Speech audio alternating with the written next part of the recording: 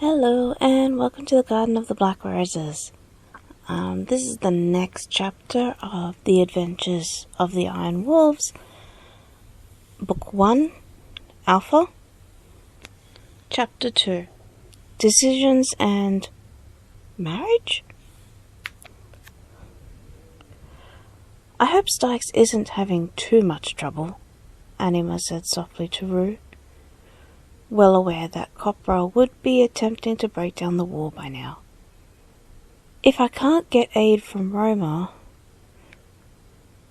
Rue shook his head. Roma has an obligation to aid Lunarias. He could see Anima stiffen. But he's not an ally for the Iron Wolves. I know that, Anima replied, exasperated.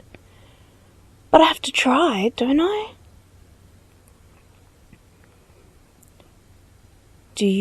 How do you know if they're still alive? Rue asked maliciously. Jealousy reared up inside his heart and latched his claws into him. It's been a week since you left Lunarias. You have to go the long way around. There's a chance they're all dead. Do you hate the Iron Wolves? Anima asked, focusing on entering the city gates. Aside from your strange hatred towards Stykes, why else are you so against the Iron Wolves? Brew refused to say more, and decided to keep himself busy instead, with the stable hand who had met them at the entrance to the palace.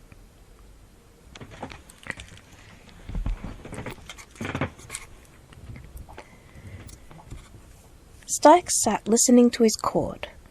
He lowered his head and pressed his fingers hard against his forehead. Feeling a migraine forming, he released a loud sigh. He wanted this over. Rello looked up from her papers. She glanced at Tildy uncertainly.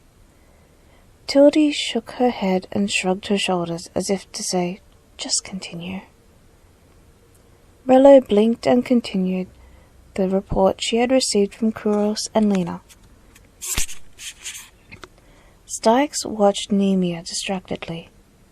He wished for his own oracle ability to be more in his control, like hers. Closing his eyes, he leaned back in his chair. The image of Anima crumpled on the floor stood out clear in his mind. He could sense someone close to his left side. He opened one eye to see Nemia crouching next to his chair. She touched his shoulder, not knowing he was already looking at her, and quietly indicated she needed to talk to him. "What is it?" he asked in whispered tones.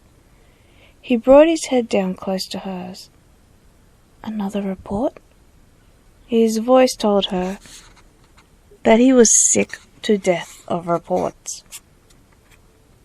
"A vision," she replied, whispering in his ear. "Anima's in danger. If you leave now, you'll meet one of the Griffin guards by the time you reach the border." "What did you see?" His tone worried now, and his attention fully on her. "Tell me." "Roma will violate, imprison, and abuse Anima if you aren't there in time to save her," Nemia replied bluntly, knowing there was no way to sugarcoat those words. She leaned back expectantly. Stykes jumped up out of his chair, his eyes wide in shock and fear. I'll hand it here. Go." Stykes gave her a nod, knowing she couldn't see him do so, and left the room at a run, leaving his court both bewildered and at Nemia's mercy.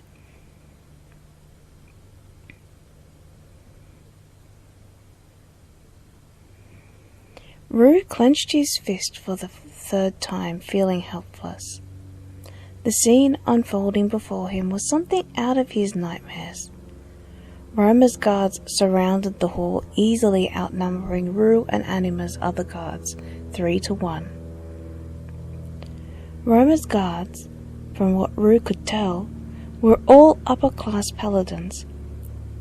He was the only one of Anima's knights that could fight at their level.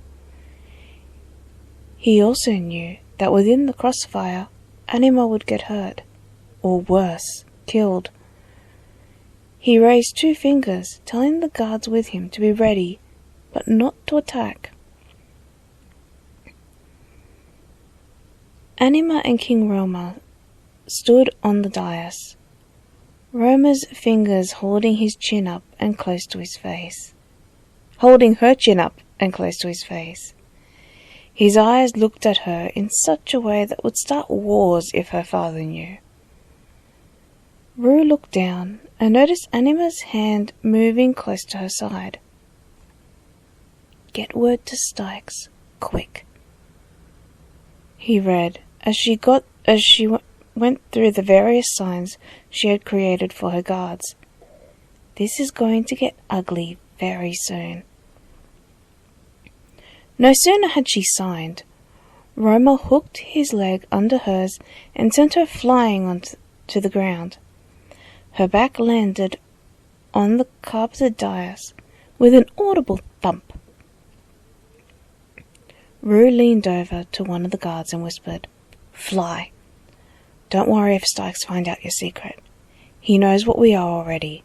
Fly and tell him what is happening here." He sent the guard at a run. No reason to let Roma know their secret too. Roma's guards, either not noticing or not caring, didn't move to stop him. "I'm very certain that your father will grant me the privilege of marrying a beauty like you, if he knew I'd taken your prize already," Roma whispered softly, his voice deep like that of a man to his lover. He moved his legs between hers, forcing them apart. "And I'm not going to read the rest of this scene, because it's a bit bad, it's a bit naughty, let's just say Roma's not very nice to Anima.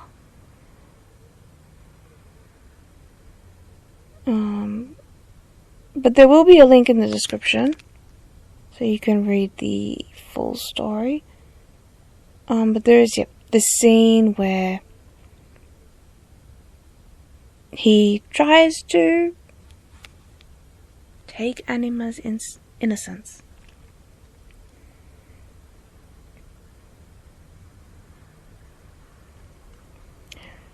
Let's continue. Rue's ears picked up hearing a faint whoosh he always associated with an arrow flying through the air. Something too thick to be an arrow flew upwards outside, then descended down into the window and landed on the dais, next to where Roma's hands pinned Anima's wrists. Screams filled the palace. These weren't screams of females, but of males. "The god of death has come to your palace," Rue said softly to Roma, who looked confused. "If you value your life, you'll release Anima now before he gets here." Rue hated Styx, but he admired the fact that when Styx set out to do something, he always did it, no matter who or what his enemy was. Roma ignored Rue and looked at one of his guards and indicated with his chin towards the thing on the ground near his hand. The guard came forward and picked it up.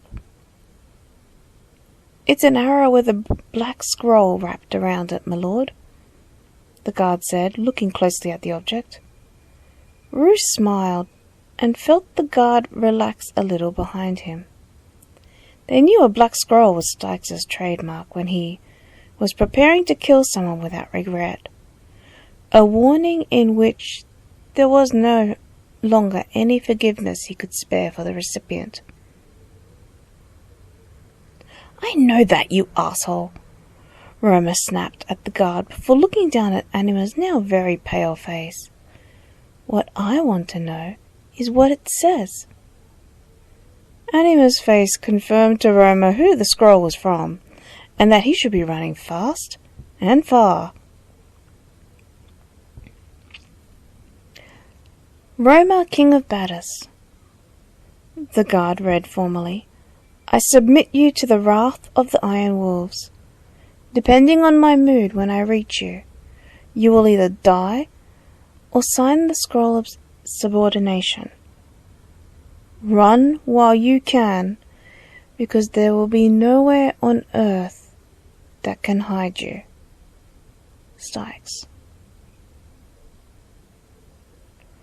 Roma paled looking at Anima. He was one of the few nobles who knew Styx's true identity from the legends passed through the Lunarian royal line.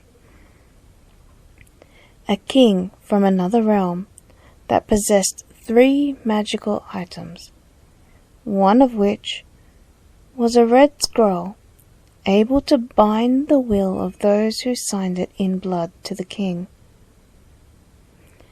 He had only seen the long katana, which gave him an educated guess, but now, with the mention of the red scroll, it was confirmed in Roma's mind. Styx truly was a king from another world. Why is Styx coming here? Anima's eyes widened, more with fear at the prospects of Styx seeing her in this predicament than fear of Roma himself. Who are you?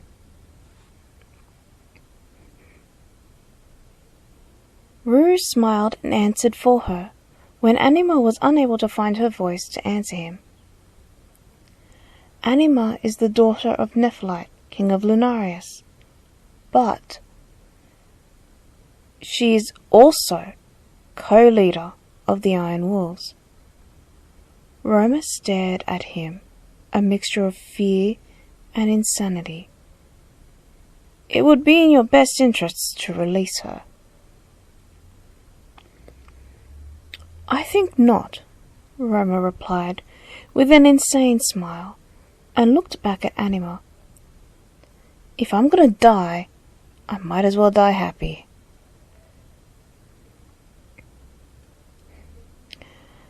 Another paragraph I'm gonna skip. Okay. Rue's teeth clenched angrily and started forwards. Anima's other guards shook their heads and indicated to Anima's fingers flickering. She was counting each second that passed. Anima didn't struggle or scream in fear at what Roma threatened to do. She continued to count softly in her head. She had been counting since the appearance of the black scroll. 8, 9, 10. She felt a part of Roma she didn't want out against the inside of her thigh. She kept her count steady. 16, 17, 18, 19, 20. The door burst open, and Styx with a horde of assassins stepped in, looking bloody but victorious. Styx. Roma, Styx said, with a snarl and a flick of his head. Every guard in the hall fell to the ground, an assassin standing now where Roma's guards previously stood. Rue and the rest of Anima's guards were on Roma in a snap, pulling him away, up and away from her. Styx walked towards Roma, the air crackling around him. He glanced at Anima, who was now sitting up and assessing herself, then back at Roma with increased fury. You've crossed the boundaries of civility and law between Badis and the Iron Wolves. You have also betrayed your treaty with Lunarias. Give me reason why I shouldn't kill you right now. Anima stood and brushed her dress off quietly, then moved to Styx to place a hand on his shoulder. I will take care of the Lunarias side of things. She came close to Roma and stretched her hand out, palm up, to Rue. "But, milady," he protested, looking into her eyes. He chose his words to be formal in front of Styx. He saw no reason to show this other-worlder how close his friendship to Anima was. That's the law of Lunarias, not Baddus. Realizing she wasn't going to back down, he handed a dagger with the royal crest of Lunarias. "Even so," she said, taking a hold of Roma's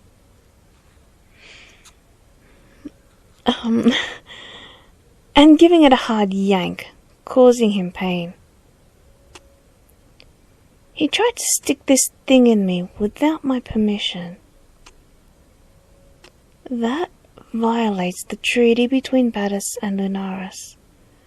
I hold my right, as part of that treaty, to enforce any Lunarian laws that I deem necessary." Without another word, she raised the dagger and brought it down hard.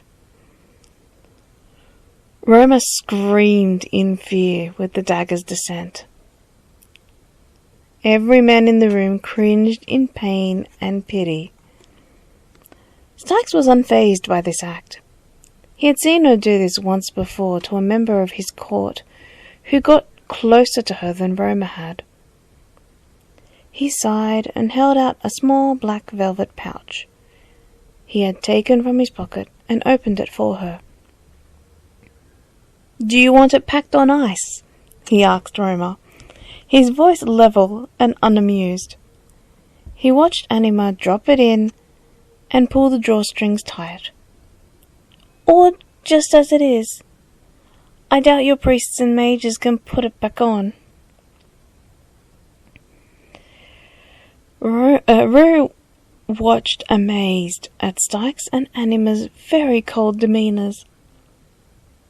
I've got to remember to not get on Anima's bad side.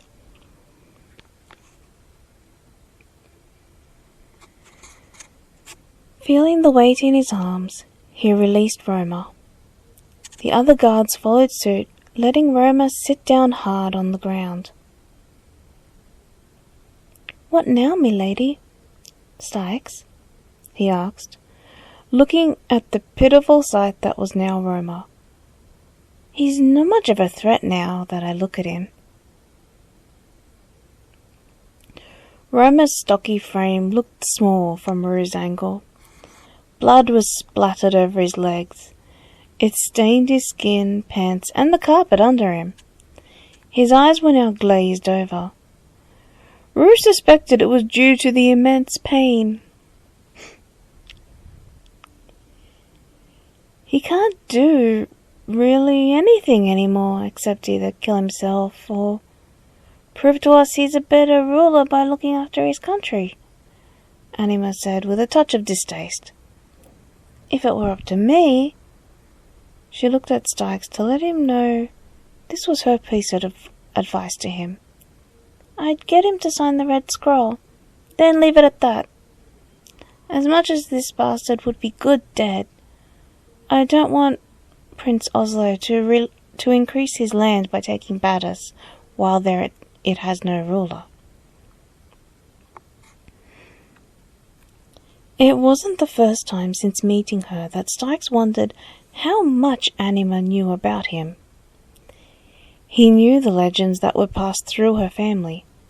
He also knew Anima wasn't dense. Being able to practice alchemy proved that.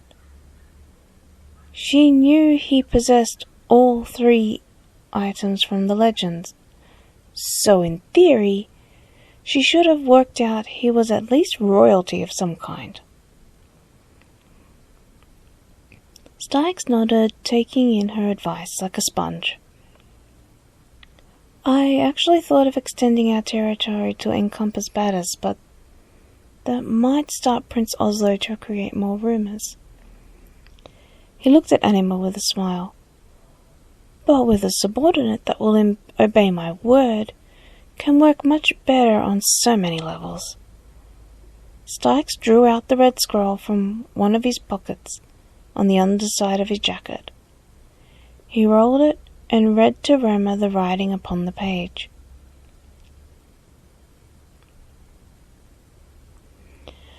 "Under the rule of Stykes D. Oranus, you are to abide by the laws of the Iron Wolves." Stykes glanced at Anima before continuing. "You are—" He swallowed hard. "I'll leave," Anima said, noticing his hardship. "There are things, it seems, that you can't tell me yet." She signaled Rue and the rest of the guards to follow her. Stykes watched her go, sensing a strong hurt feeling coming from her. "I'll come out to you soon," he said. His voice wavered a little. Anima paused and nodded, not looking back at him. He watched the door close before turning back to Roma.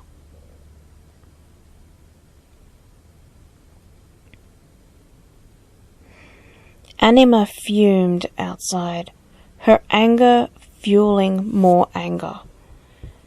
He still has as many secrets as he did when I first met him.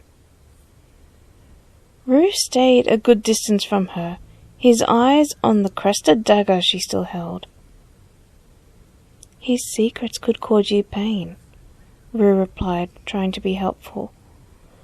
"He doesn't want to see you hurt because of him." He relaxed a little after Anima's angry aura began to lessen. It's also possible he wants to forget those secrets as well. The door opened and Stykes strode out, the scroll still in his hands. Anima's eyes searched his. He could tell she was still very hurt and angry. He twitched his now pointed ears before raising an eyebrow at her questioningly. Anima gave no sign that she noticed the change in his ears. "You done now?" she asked bluntly. She flicked her eyes to look behind him, mentally taking note. Stykes sighed and followed her line of sight to Roma. "I didn't kill non-combatants, so Roma's priests are still safe in the infirmary. Let's deposit Roma there and go home." "I need to go back to Lunarias before I go home," she said, with her own sigh, and touched her quite rumpled gown. "My clothes are in my room there. Also, I don't want the majority of the guild knowing who I am." "I'll escort you there then," Stykes replied in agreement. He rolled the red scroll up and tucked it back into the pocket that originally held it.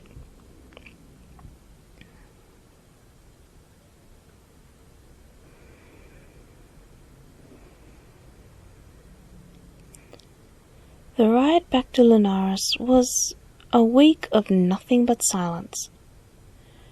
Stykes could feel Anima was thoroughly angry with him, and made no attempt to even lighten the mood. Rue, on the other hand, registered as blissfully happy in his senses. He wondered, rather viciously, what had happened to make his mood the exact opposite of Anima's. The group rode into the courtyard of the Lunarian palace, and directed their horses towards the stables, where a young stable hand took their mounts to their respective stalls. A small smile played on Anima's lips when she realized Rainspinner had sat down in her usual defiant statement of tiredness as soon as she reached her stall. Anima spun, catching Stykes watching her. Giving him the most convincing impression of a stuck-up noble lady, she flicked her head and walked purposefully up the long staircase and into the palace. Styx sighed and made his way up the stairs slowly, feeling Rue's eyes on his back. He had not gone up more than 4 steps before Kite, the head Lunarian healer, approached him. "His Majesty wishes to have a word with you." She gave him a formal bow with her hand held firmly across her chest. The gesture told him she knew his secret. "If you will follow me, Master Styx."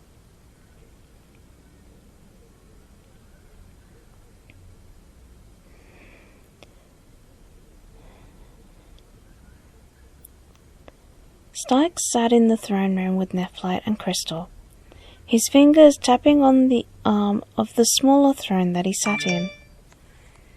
In all honesty, I have no idea what sparked his sudden insanity. Anima was in serious trouble as well, but she was... He scratched his head, searching for a word to describe it. "Indifferent?" Nephlite offered, trying to be helpful. "Ever since her grandparents were killed by your assassins, she's always been like that. She doesn't deny that they didn't deserve it, but they were always kind to her.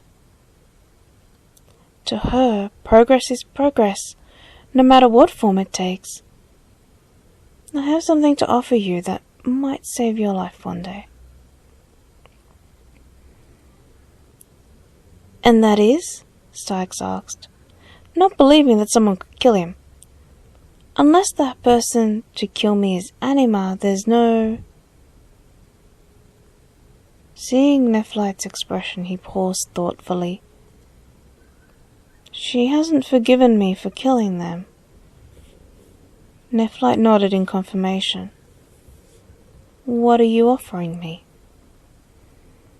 "Marriage," he said unceremoniously, shocking Styx. "If you use the bindings of marriage, you'll be able to sense when she's near.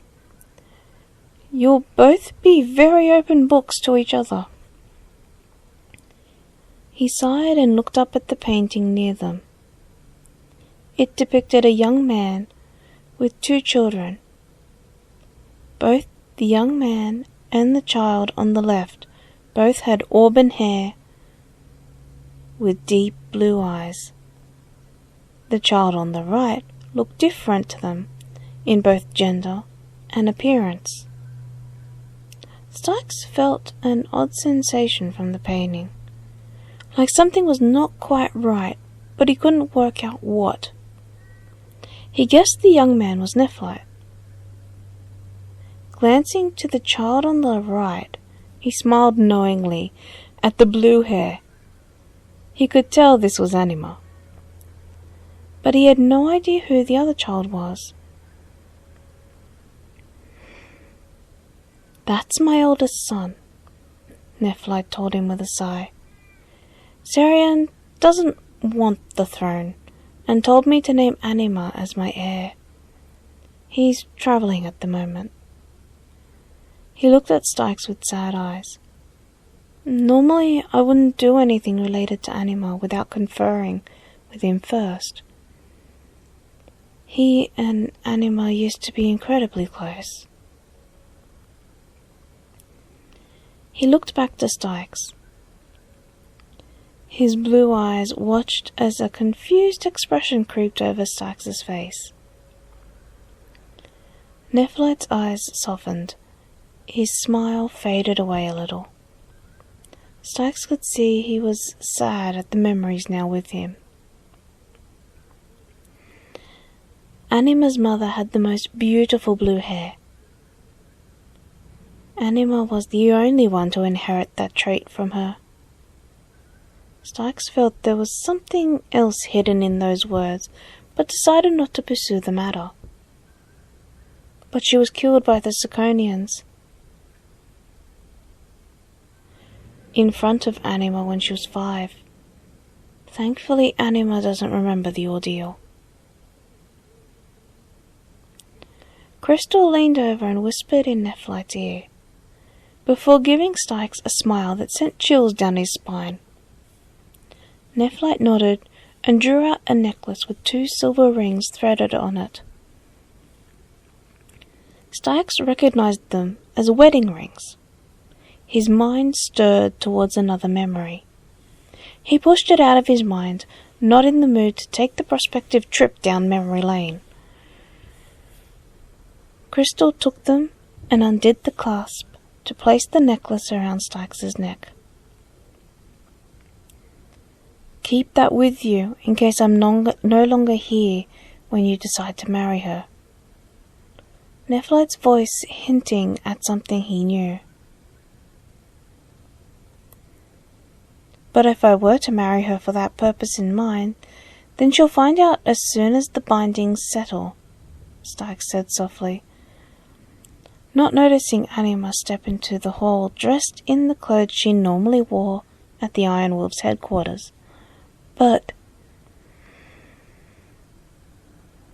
Nephlite smiled towards Anima as she approached, which doubled as a warning to Styx, and added quietly, "You telling me you don't love her enough to marry her? Even though you go flying to her side every time she's in trouble?" His voice hinted to Styx's secret. That gave Styx a lot to think about. Anima stepped up and stood between the thrones, her eyes betraying nothing of what she was feeling deep inside. "You rescued me again." She looked at Styx in the eyes as if to try and read his thoughts. What am I really to him? 1 minute I'm his ally. The next he appears to be in love with me. And then he disappears only to reappear and be a totally different person again. Styx met her stare with a stare of his own. She's trying to analyze me. Again. He smiled and said, without losing his nerve, "You know, Anima, if you marry me, you won't have to play this little game with me." Anima stared at him, shocked at what he said. Styx smiled and continued to keep her off balance. "I was shocked too, when your father offered me marriage to you. But now that I think about it..." He paused, pretending to give it a bit more thought. "It would be good for both of us in the long run. You'll know my secret without me having to tell you, and I'll know why you're so damn indifferent to everything." Anima's eyes narrowed at Styx. She knew her father would have eventually offered the marriage card to Styx, but she didn't expect it to be so soon. She glanced at Crystal, whose eyes were clear but unreadable. Looking back to Styx, she said softly, "So, an advantageous marriage? Rather than out of love?" He could hear for the first time a hurt tone in her voice.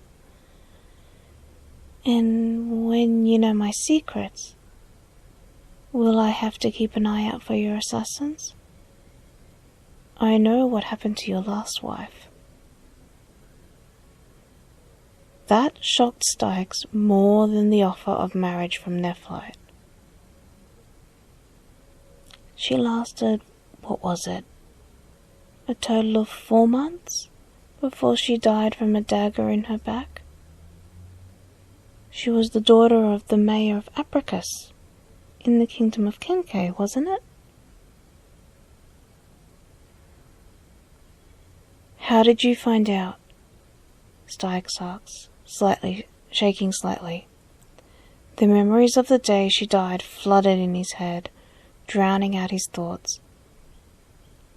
"I thought no one who knew about it would say anything." Anima narrowed her eyes at him, as if to will his sentences into a fuller, as if to will his statement into a fuller sentence. Styx remained silent, his shaking becoming more pronounced.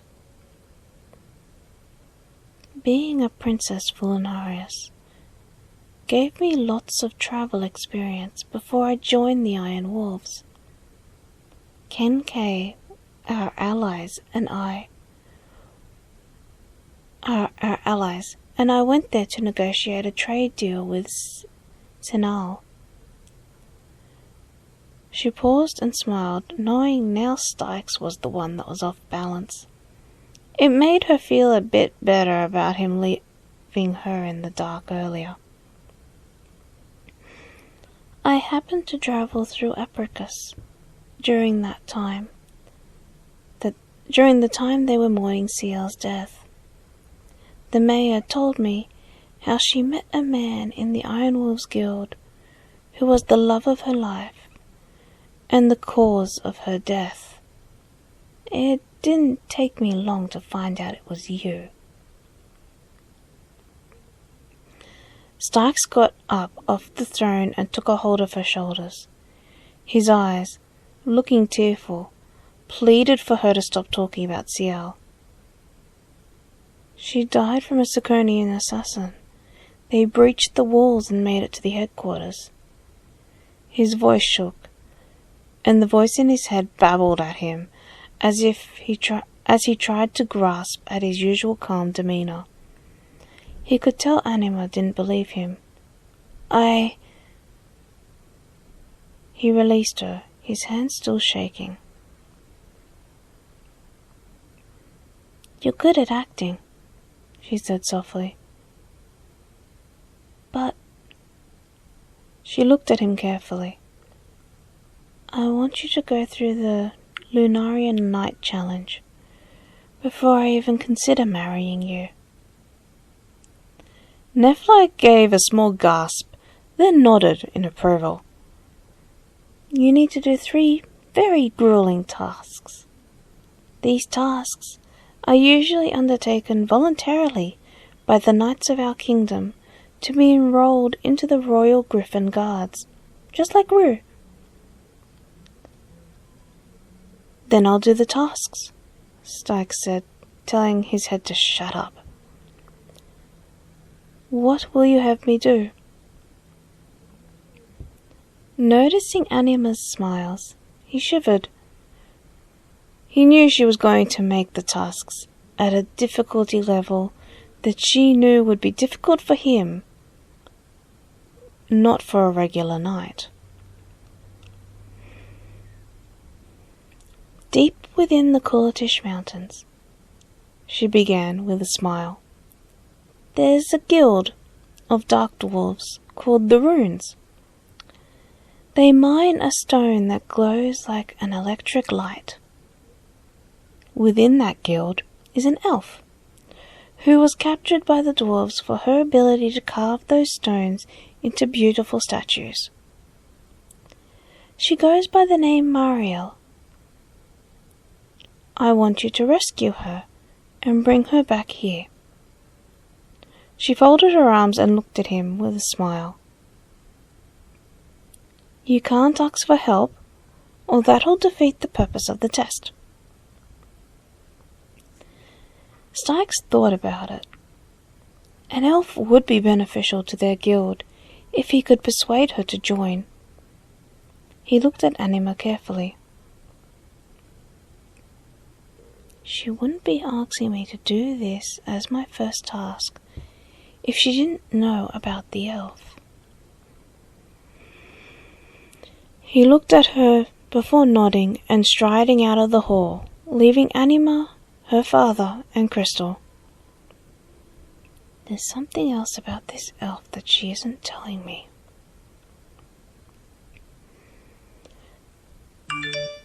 Nephi watched Styx leave and turned to Anima. You asked him to rescue Mariel as his first task?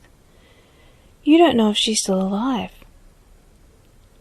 He watched her finger a silver bracelet around her right wrist. 3 gems within the bracelet were dark, but still whole. Are you going to ask him to rescue the other 2? Anima nodded. It was my fault they got into trouble while they were protecting me. I don't have the power to rescue them, but Styx does. If I can utilize his power to their benefit, then I will.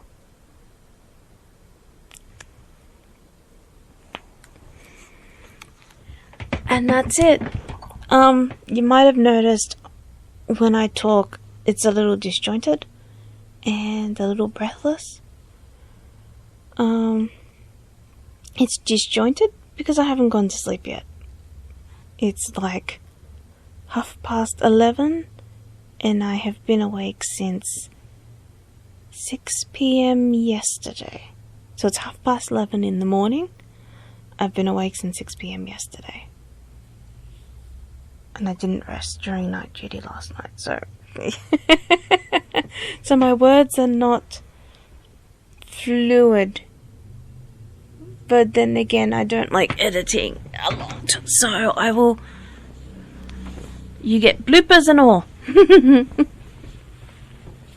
We can add that to my charm. Bloopers and all. Also, the reason why I sound breathless, I actually don't know what the reason is. I thought I might have caught COVID a while back, but I'm negative. All my tests are negative. So,